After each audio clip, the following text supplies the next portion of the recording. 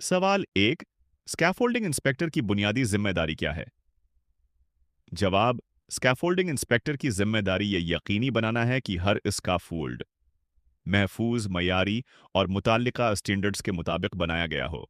वो इंस्पेक्शन करता है, टैग जारी करता है, डिफेक्ट्स रिपोर्ट करता है और सार्फिन की हफाजत को यकीनी बनाता है। सवाल दो, इसका फॉल्ट इंस्पेक्शन कब की जाती है?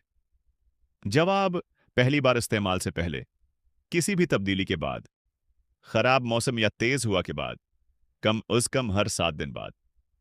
सवाल तीन, ग्रीन टैग, येलो टैग और रेड टैग का क्या मतलब है? जवाब, ग्रीन टैग इस्तेमाल के लिए महफूज, येलो टैग महदूद इस्तेमाल मखसूस एहतियात के साथ, रेड टैग इस्तेमाल मुकम्मल तौर पर ममनू। सवाल चार, स्कैफोल्डिंग इंस्पेक्टर किन चीजों को लाजमी चेक करता है? जवाब, foundation, base plate, sole plate, standards, ledgers, transoms, bracing, platform, guard rails, mid rails, toeboards, access ladder, ties, couplers और स्किफोल्ड। ठीक। सवाल पांच, बी स्प्लिट और सोल प्लेट क्यों जरूरी हैं?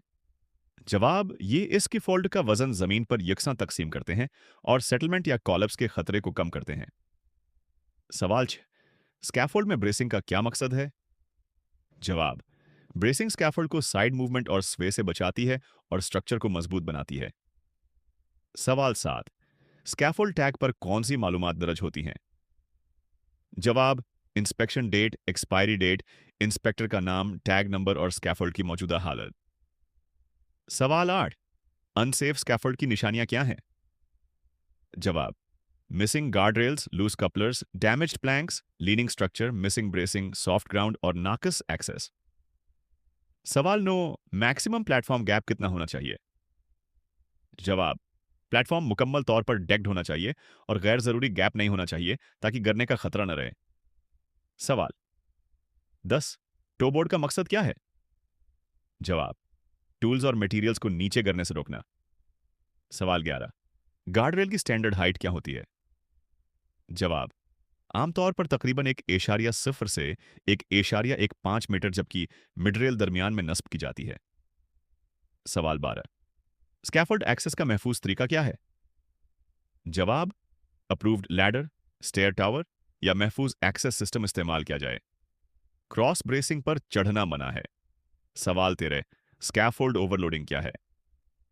जवाब, प्लेटफॉर्म पर उसकी डिजाइन कैपेसिटी से ज्यादा वजन रखना ओवरलोडिंग कहलाता है, जो कोलैप्स का सबब बन सकता है।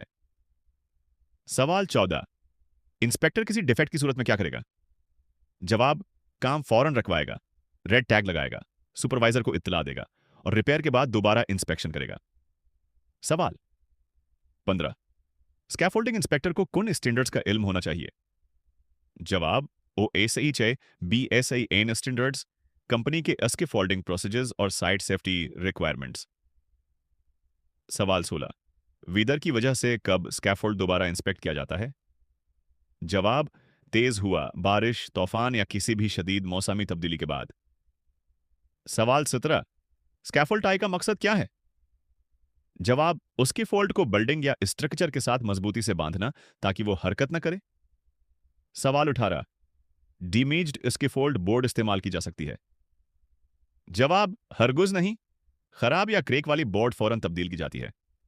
सवाल 19, इंस्पेक्टर के लिए जरूरी PPE क्या है? जवाब, helmet, safety shoes, safety glasses, gloves, reflective vest और जरूरत के मुताबिक फुल बॉडी हार्नेस। सवाल 20, इंटरव्यू में सबसे अहम बात क्या याद रखें?